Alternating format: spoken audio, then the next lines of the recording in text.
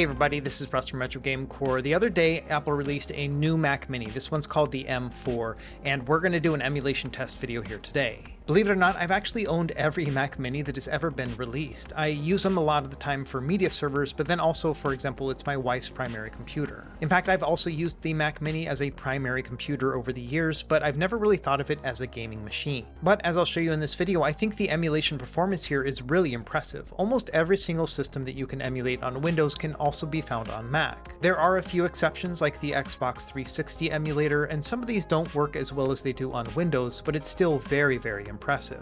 And so in this video, I'll give you a quick rundown of the process involved in getting this all set up, and then what kind of performance you can expect. And so without any further delay, let's go ahead and get started.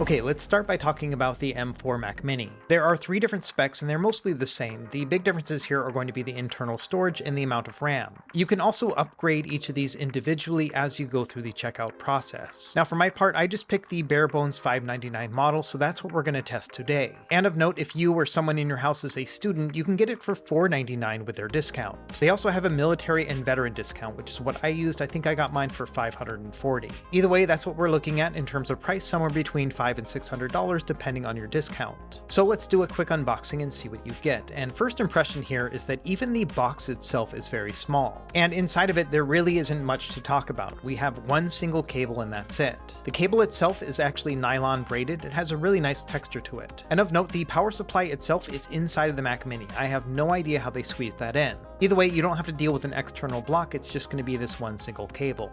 Now, taking a look at the Mac Mini itself, design-wise, there's not a huge difference between the other models other than the size. Let's take a look at the front. So on the left side, we have two different USB-C ports. Of note, these are only USB-C 3, so they're only going to be 10 gigabits per second transfer speed. To the right of that, we've got a little LED that'll indicate when the device is on, and then we have a 3.5mm headphone jack. And it has nothing around the side, so let's go right to the back. Now here we do have three more USB-C ports, but these are compatible with Thunderbolt 4 as well as USB 4. So the transfer speeds here are going to be 40 gigabits per second and can also be used for video out. After that, we've got an HDMI plug as well as a gigabit Ethernet, and then finally our power plug. Now the big controversy was that the power button is on the bottom, but honestly I don't think this is a big deal because you rarely will need to reset or turn off a Mac Mini with the physical button. So it really hasn't been a big deal for me, and honestly that's about it when it comes to the hardware. My biggest takeaway is just how small this little PC is. In fact, it's only about 2 sticks of Kerrygold butter altogether. And to put that into more practical context, it's actually smaller than my Xbox Series controller. So now let's talk a little bit about the setup that I'm using for emulation on the Mac Mini M4. And everything that I'm using is wrapped around a front end called Emulation Station Desktop Edition. If you watched any of my other videos, especially for devices that are Android based, this is the same front end that I use, and the setup process is very similar. So I use this one encompassing app to be able to access all of my games and emulators in one place. And we're not going to do a full deep dive installation guide in this video, we're just going to kind of talk about the whole process. And it really starts with just going to the Emulation Station Desktop Edition website and then downloading it and then following their instructions. And this app is available on a bunch of different platforms, but most importantly for this video, Mac OS. So once you've downloaded that, you will find the app in your downloads folder, and the way that you install apps on a Mac, in case this is your first time using one, you just drag this app over into the applications folder. And that's it. Installation is as simple as that. To uninstall, you would just delete it out of that same folder. To open it up, I would recommend using Launchpad, which will open up all of your apps, and then your newly installed apps will be on the far right. Now, the first time you open it, it might give you a warning and say, do you really want to do this? And you have to click on the button that says, yeah, man, I want to do it. After that, it'll initialize and then give you this screen right here. And essentially it is saying that, hey, where do you want to put all of your ROM files? Because we're going to make a bunch of folders for you. And by default, it's going to save this in the home directory of your internal storage. However, you may have noticed that the lowest tier Mac Mini actually has very little storage, only 256 gigabytes for everything. And depending on the amount of games that you want to play, that may not be enough space. And so what I'm going to do in this video is I'm going to use an external flash drive to store all of my ROMs. I ended up picking this 256 gigabyte flash drive from Samsung. And there were two main reasons why I preferred to use this one. Number one was the fact that it's under $30, so it's pretty affordable. But then also it is USB-C, which means that I can plug it directly into the Mac Mini without having to use any sort of adapter. And I'll leave a link to this down below, but you can use basically any storage medium that you have. So if you've got an external SSD or you want to actually just try to store them internally, you can do that as well. Anyway, what I've done at this point is I've plugged the flash drive into my Mac, and you can see it right here as an external drive. And all I've done at this point is just given it a name. So I'm calling it Mac Emu, so it's easy to remember. And so next all I have to do is open up Emulation Station Desktop Edition again, and now point it to this external drive. And so here we are back on this main screen again, and now we're going to go into that section that says Change ROM Directory. And you can use a controller or a keyboard to navigate through this app. Now, because we're using external storage, it's going to be labeled as volume within macOS. And so I'm going to change the path right here to /volume/MacEmu, which is the name of my flash drive. And that's all we have to do to tell Emulation Station to find the right location. Next, we want to make all of those folders that we're going to put our ROMs inside of. So we're going to go into the Create Directory section next. This will give us a quick warning to say, hey, we're going to make a bunch of folders. Are you cool with that? And you can select the option that says Proceed. Now at this point, macOS is going to ask you whether or not you want this app to access your external drive. So you're going to click on the Yeah, man, I want to do it button. And from there, it's going to let you know that all the folders were created, and now you can quit out of the app. And sure enough, if we look at our MacEmu flash drive, you can see that we have all these folders that are now populated. Now bear in mind, there are no games within here, and the next part would be to add all of your games into the requisite folder. And if you have any questions about which system goes in which folder, all that's found on the ESDE website. So here's a quick look at the process of adding your own ROMs. On the right side, I have that MacEmu flash drive, and then on the left side, I've got my own games folder from an external hard drive. And so this is my own personal ROM collection, and I'm just going to be moving these files over to the corresponding folder. Now I've found that the easiest way to do this is to change the view within macOS. So we're going to go up to this little icon here in the center, and we're going to change the view option to columns instead of icons. So now it's just a matter of drag and drop with my existing ROM files. Let's go into the Nintendo 64 folder. I'm going to grab all my files and then move them over to the Nintendo 64 folder on my flash drive. And in a nutshell, that's how the process works. You know, just move your games over. There are some other things that can be more complicated, like setting up BIOS and things like that. But again, I don't want to turn this into a full-blown tutorial. If you are interested in getting a setup guide for Mac in particular, let me know in the comments down below. Anyway, now that we've moved over all of our game files, let's start installing all the various emulators that we need to work within Emulation Station. And the number one app that you will probably want first is going to be RetroArch. This is what you will use for most of those retro systems, basically everything up to like Generation 5 or like Nintendo 64. And I'll leave a list of links to all these emulators in the video description below, but essentially all you have to do is go to each of these websites, find the Mac section, and then download the file. So with RetroArch, given the fact that we're using Apple Silicon with the M4 chip, we're going to download the Universal app.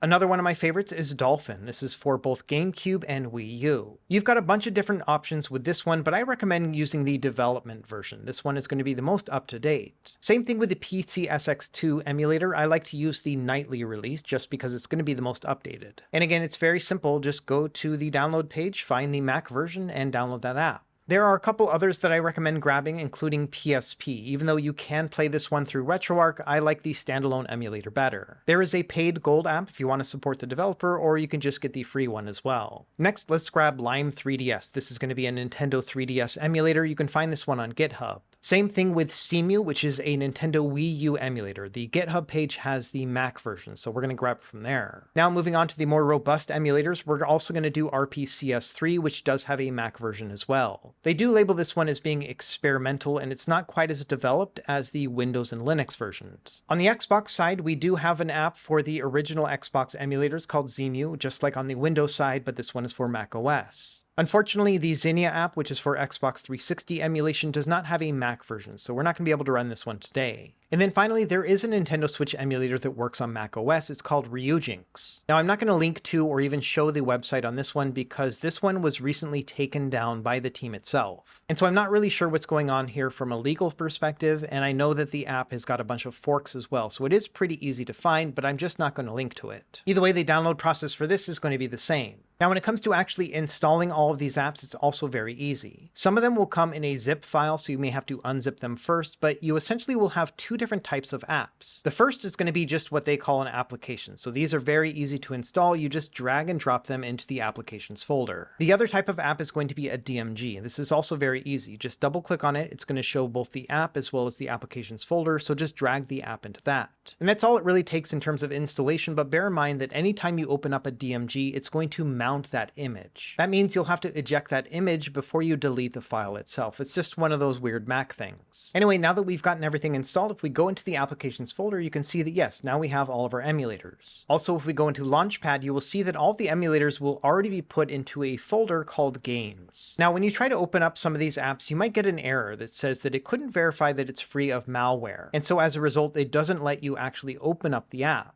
There are a bunch of different ways you can get around this, but I've always found the easiest way to do it is to just go into your system settings. And you'll find that within your applications dock on the right-hand side. It kind of looks like a cogwheel. And once you're in the settings menu, just scroll down on the left till you find privacy and security. And then after you've clicked on that, just scroll down on the right side until you find the security section. And there'll be a little window there that says, hey, the last app that you tried to open was blocked. And this is where you can click the open anyway. It's going to ask you to confirm. And then after that, it'll ask for your login password, which you set up when you first set up the Mac. Anyway, that's all you have to do, and you only have to do that one time per app, and then you'll be good to go. From there, the next thing you'll have to do is just configure each of these emulators. So for example, with Lime 3DS here, with Nintendo 3DS games, I need to point it to my 3DS directory. So I'm going to go to my Mac EMU flash drive, find the N3DS folder, and that's where I moved all of my games.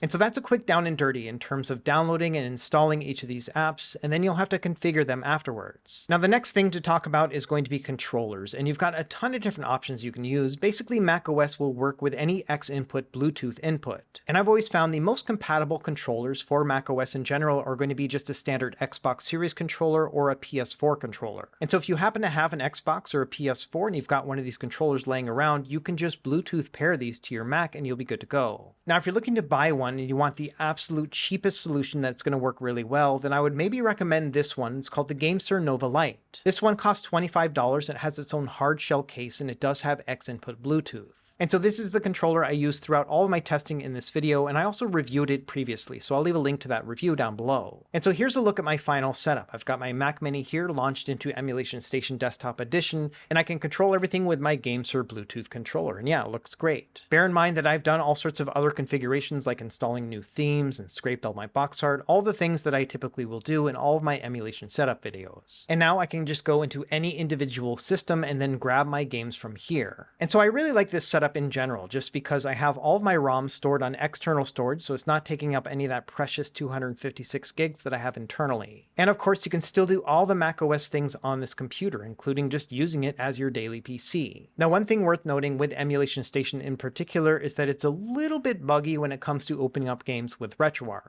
Now, this is a known issue, and there's a couple tips on the Emulation Station website, so I would recommend checking those out, but unfortunately, they didn't fix the whole problem for me. And it really just comes down to the fact that anytime I launch a game, it'll show me a black screen. And that's because RetroArch has launched behind Emulation Station Desktop Edition. The fix for this is actually pretty easy. You just have to hold onto your center or menu button on your controller, and that'll bring up all of the apps you have open, and you just have to navigate over to RetroArch. And then from there, it'll launch the game, and really it's no big deal, but it just takes an additional 2 or 3 seconds. Either way, that's the only real hiccup that I found when setting all this stuff up, and so I think it's overall just a pretty good experience. So now let's move into the fun part. Let's talk about all the systems that I tried and the performance that you can expect on the Mac Mini M4. We're going to start with the really easy stuff and then work our way up. So starting with Game Boy and Game Boy Color, these are all going to run great. I've done a couple things here to adjust the image, like adding an LCD grid shader and then also some colorization for original Game Boy. I've also added some color correction options to both Game Boy Color and Game Boy Advance, just so they look more like the original consoles. Either way, as you can see, yes, these two systems are running great, and Game Boy Advance is even better. It is kind of awesome to take these game images that were made for, really small LCD displays and then put them on like a 40-inch monitor. It's pretty crazy. But of course, the Mac Mini can do way more than this. Let's keep going through the rest of the retro systems. When it comes to NES, I didn't really change anything up. I just kept it really crispy and chunky, and I think it looks really good. And again, this is a very easy system to emulate, so no surprises here that it's running wonderfully in RetroArch. Same thing with 16-bit systems. We'll start with Sega Genesis. Again, I didn't make any adjustments to the image itself. I'm just running this with the raw pixels, and I think it looks cool. Now for Super Nintendo, I started to shake things up a little bit. And so here, what I used are CRT shaders that are supposed to mimic an older TV. And I tried to use the more heavy-duty ones. So for example, here with Contra 3, I'm using a CRT Royale shader. I think it looks really good. This one gives you a nice depth of field and also makes the pixels a little bit more rounded as opposed to being sharp and jagged.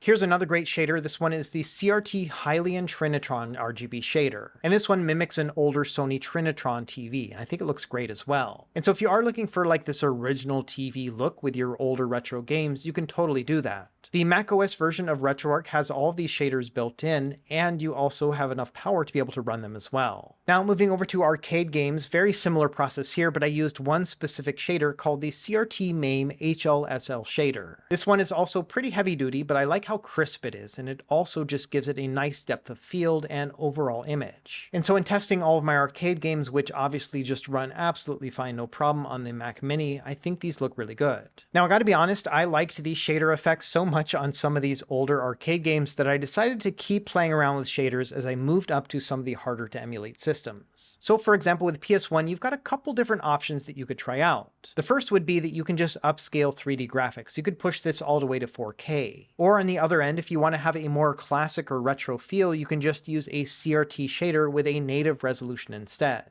And so that's what I did right here with PS1. So this is just running at the native resolution, but I'm using that Trinitron shader again. I think it looks great. Maybe it has to do with the fact that I'm playing a Sony game on a Sony style TV shader, but yeah, I think it looks awesome. Okay, moving on, let's talk about Sega Saturn. This is one of my favorite systems to play on the Mac Mini M4. For this one, I'm using the Beetle Saturn core within RetroArch, which is the hardest to use core because it's so accurate. But thankfully, the Mac Mini is so powerful that it can handle it no problem. Now this one does not do any sort of 3D rendering upscaling, so you will have to play it in a native resolution. And I found that the best combo for this one is to use a heavy-duty CRT shader again. For this system, I like to use the CRT Royale shaders, and in this one in particular, I'm using the fake bloom one. That's going to make the brighter parts just have a little bit more of a high-end brightness to them, kind of like mimicking it on an older TV when playing in the dark. And so again here, we've got Sega Saturn running wonderfully, and I don't think it's ever really looked any better than this either. So again, if you are a stickler for Sega Saturn emulation, this can run it no problem. Now for Nintendo 64, I decided to go the opposite direction. For this one, I upscaled to a 4K resolution. This is going to be something like, I don't know, like 8 or 10 times higher than the original resolution,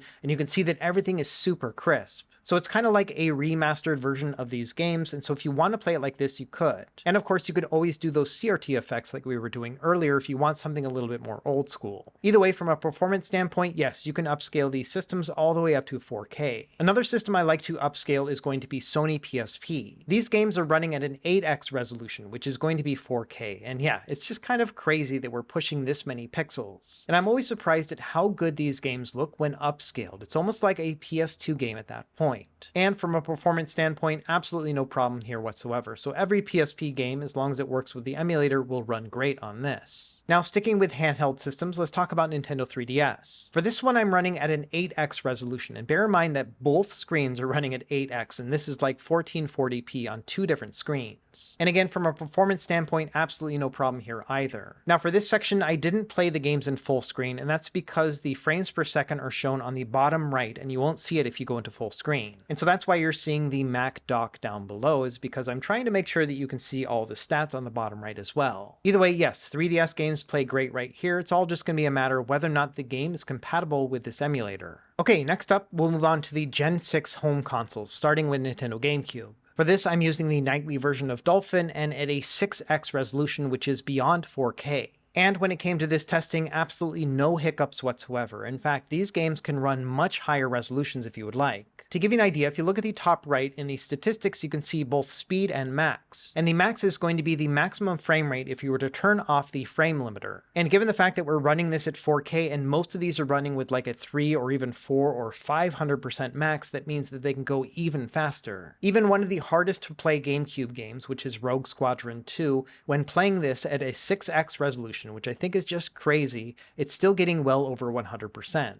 I did get some slowdowns in the beginning of this level, especially when there were some explosions, but overall I think this is still playable. And of course, if you want to minimize those slowdowns in the beginning, you can just drop this down to like a 4x resolution, which will be like 1440p. And honestly, because Nintendo GameCube was running so well at a 6x resolution, I kept it at that when testing out Nintendo Wii with the same emulator. And same thing here, all these games were playing absolutely fine. Tatsunoko vs. Capcom on had a couple slowdowns when you made some big moves, but that is expected with this game as the shaders are compiling. And so yeah, Nintendo Wii was running wonderfully on this machine all the way up through a 6x resolution. It's a very similar story with PlayStation 2. I again kept this at a 6x resolution with PCSX2. And again here, the vast majority of games played absolutely no problem. Even some of the heavier hitters like God of War 2, Metal Gear Solid 2, and Need for Speed Underground 2. The only game where I had to make some adjustments to was Shadow of the Colossus. Instead of running this at a 6x resolution, I did drop it down to a 4x resolution. So you will have to stoop down to a paltry 1440p to play this game in particular,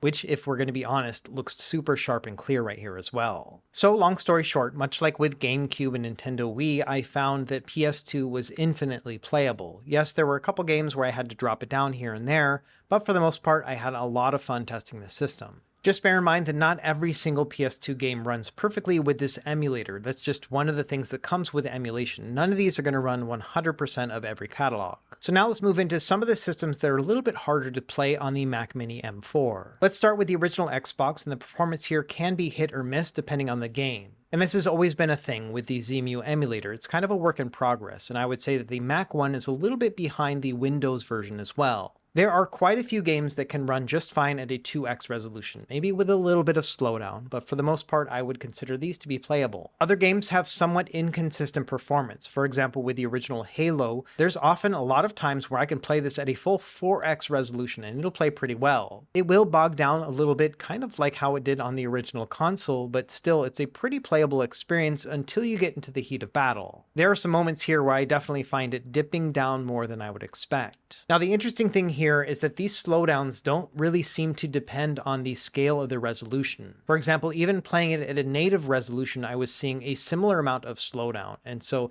this is something that may not be able to be fixed unless it's on the emulator side. And so I would say definitely don't buy a Mac Mini M4 just to play original Xbox games, because the emulation performance just really isn't there quite yet. And honestly, that's the way it goes on the Windows side as well. I think we just need more time until this catalog is going to be more playable. But you never know, there might be some hidden gem that you've been wanting to play all of these years, and you might be able to play it upscaled. So it's all going to really depend on you and what you're looking to play. I would recommend checking out the ZEMU website. They've got a compatibility list, so you can see which games perform the best on that emulator. Moving on, let's talk about Wii U emulation. This one is a little bit hit and miss as well, but consistently more performant than at least the original Xbox. When it comes to lightweight games, things like Guacamelee or even Rayman Legends, upscaled to 4K, this played absolutely fine. So if you are going to stick to some of these lighter weight Wii U games, I think they should run well unless there's some sort of emulation problem. And there are definitely going to be some games that have emulation problems. A good example here is going to be LEGO Star Wars The Force Awakens. This one has a weird diagonal line across it, and then the right side doesn't actually show any image at all. And so unfortunately, due to these graphical glitches, I would not consider this game to be playable. And it really is hit or miss which games are going to play well with this emulator. For example, with Epic Mickey 2, this game should run just fine. I've used it on Windows-based chipsets that are less powerful than the M4 that have been able to play this game no problem. But you can see here that at a native resolution, this game is not playing at full speed, and I wouldn't consider this to be playable. It's just too slow. And I do think that overall, the Wii U performance on this chipset, at least right now, is a little bit worse than I was expecting compared to its Windows counterparts. I've got a couple games I want to show off because these are really heavy hitters, but they are Nintendo IP, so I'm going to blur them out. This first one here, which I'm calling Gun and Sword Lady 2, is running at a 4K upscale, and it actually does a pretty good job, but it does dip down here and there. And I would say that at this upscale, this is about the performance that I was expecting from the Wii U emulator. So in general, I would say no surprises here. There are a couple hiccups, but I would largely consider this to be playable. Now moving on to this open world game, which I consider to be one of the hardest Wii U games to emulate, we're going to call this one Warrior Boy Wanders. This one I'm using a 1440p upscale and a frame rate cap of 40 frames per second, but you can see that it is struggling to keep up to that. And so this one is performing worse than I was expecting, and there may be other factors at play here. It may just be that the dev team needs a little bit more time with the M4 chip to really dial this in. So long story short, I would say that Wii U is pretty good on this device, but not great. Next, we'll move over to Sony PS3 using the RPCS3 emulator. For all these games, I'm running them at a native resolution, and I also found that this one was not quite as good as I was hoping. When it comes to some of the lighter weight games like Demon's Souls or Dead or Alive 5,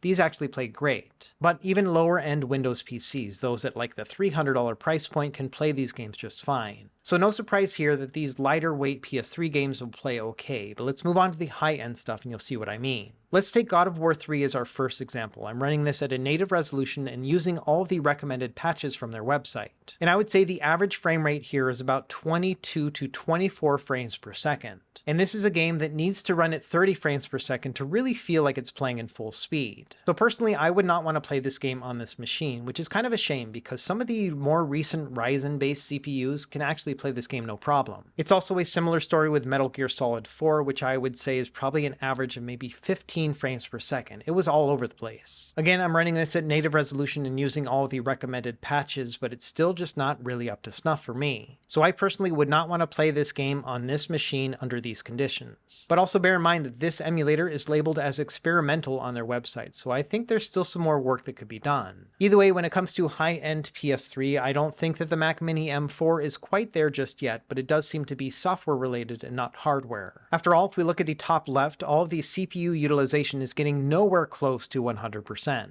And then finally, I did want to show off a little bit of Switch emulation with that RetroArch fork that we were talking about earlier. So here I'm running everything in docked mode, which is generally going to be 1080p, but then also adding a 2x upscale. And this will depend on the game, but usually it'll be somewhere between 1440p and 4K at this level. And again, I'm not going to run this at full screen because I want you to see all of these stats here in the bottom below the name of the game. And I would say that for the most part, these games are running at an average frame rate of like 59 or 60 frames per second. One of the characteristics of RetroArch that has always been there is that it is a very accurate emulator, so everything's going to look nice, but then also this app is usually more prone to hitching and stuttering. And this is going to happen most often in the beginning parts of most of these games as the shaders start to compile. And so it is one of those things that the longer you play this emulator in particular, the better the performance of each game will be. But just bear in mind, it's not going to be a super smooth experience out of the gate with RetroArch. And then also, like I mentioned, the emulator itself officially stopped development about a month ago. And so I'm not expecting a lot of significant improvements on the development side with this emulator either. So this may be a what you see is what you get thing with RetroArch, at least for now. Either way, I would say the performance here, at least as it stands, is actually pretty impressive. I didn't find any games that just outright had a lot of issues. If anything, I would say that this was more consistent in good performance compared to something like the Wii U emulator.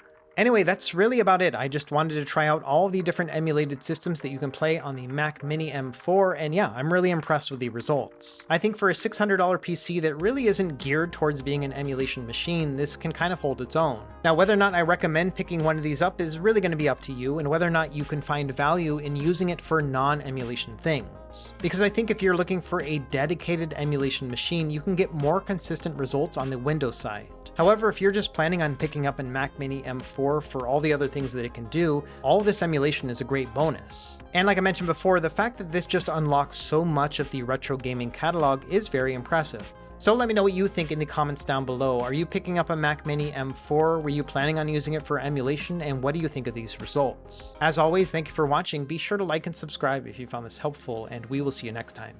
Happy gaming.